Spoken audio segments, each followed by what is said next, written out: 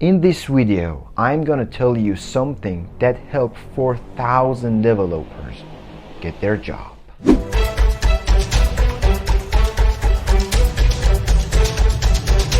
What's up everyone, welcome to Domix Design. We always come across with proven and tried ways to help you become a better web designer. But this video is a bit different. We have done a bit of research and understood so many people got problems when it comes to job interviews. After that, we put some more efforts to collect some common questions that people usually get asked. So this video's goal will divide in 3 parts. 1, how to attend a job interview. 2, what you'd be asked. And 3, what you should answer. Now, let's hop into it. Number 1, how to attend a job interview. Let's talk about the scenario here. You've been looking for a job, found it, applied, and then they call you. Right now, you have to attend a job interview. So, you go to the company with no experience, you don't get the job. Alright, let's have a flashback.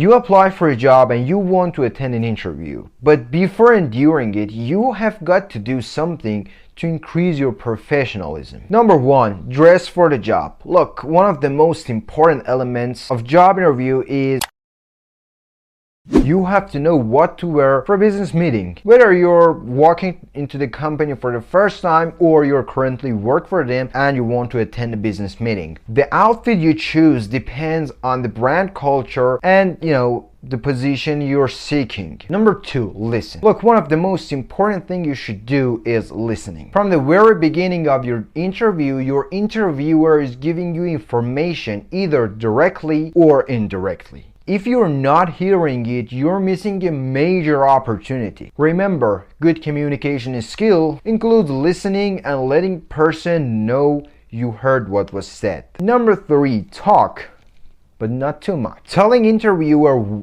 more than he needs to know could be a fatal mistake. When you have not prepared ahead of time, you may ramble when answering interview questions. Sometimes you talk yourself out of the job. Prepare yourself for the interview by reading through all the job posting, matching your skill with position's requirements, and relating only that information.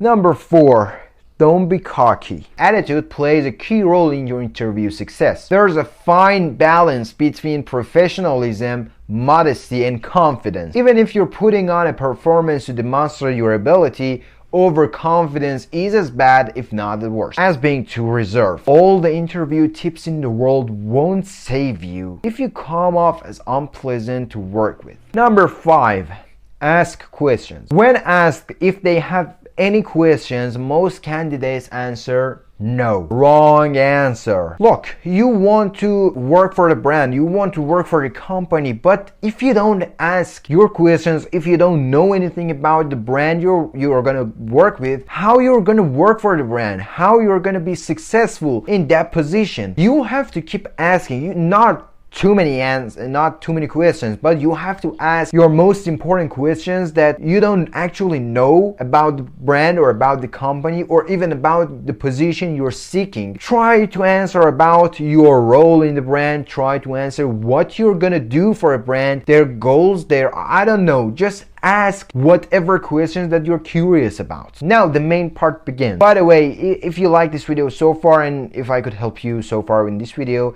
don't forget to grab the like button so this video gets spread out and more people could use it.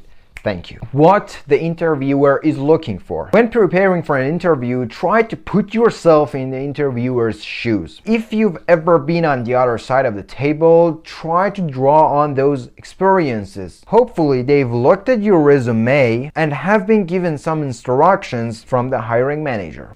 Look, some companies allow each interviewer to ask whatever they want, some do not. Some others maintain lists of acceptable and banned questions. Some even structure the whole, interview process. Either way, they typically have around 45 minutes. This includes introduce themselves, talk to you, and work through any coding challenges. Often, they're broken out like this. They talk about themselves around 2 minutes. Interviewer asks you to go through your recent work history around 5 minutes, high-level technical questions around 7 minutes, and coding challenges. And don't forget that the interviewer has the chance to ask you random questions around 5 minutes. Alright, so now let's get to the most common questions that you'd be asked. But before that we get to that part, I should tell you that these are most common questions, but it doesn't necessarily mean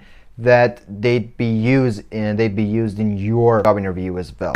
Question number 1. What are your favorite features in HTML5? Look, front-end developers spend lots of time using HTML5 when they're putting together web designing and have access to wide range of features that can save, the developer time. What to look for in an answer? In-depth knowledge of HTML5 features, clear explanations of how the, candidate have worked with HTML5 and what way he or she used to finish the project. The last reason that they'd ask you this question is they want to know how creative you are in using HTML5 features. Question number 2, how would you structure your CSS and JavaScript code to make it easier for other developers to work with? In this part, the interviewer is looking for your, creativity in working with a team and wants to understand if you could work in a team or not. Also, these questions will give them an idea about if you're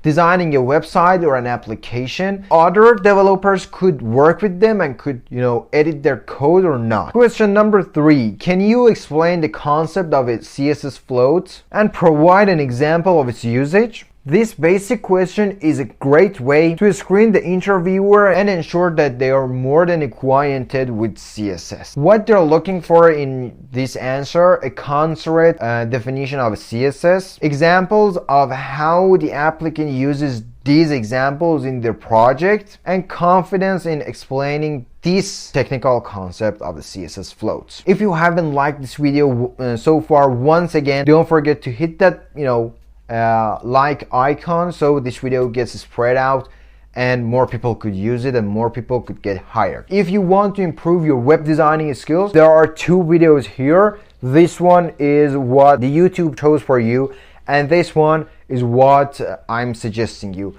Also, don't forget to hit the subscribe button. The icon is right here. Until next video.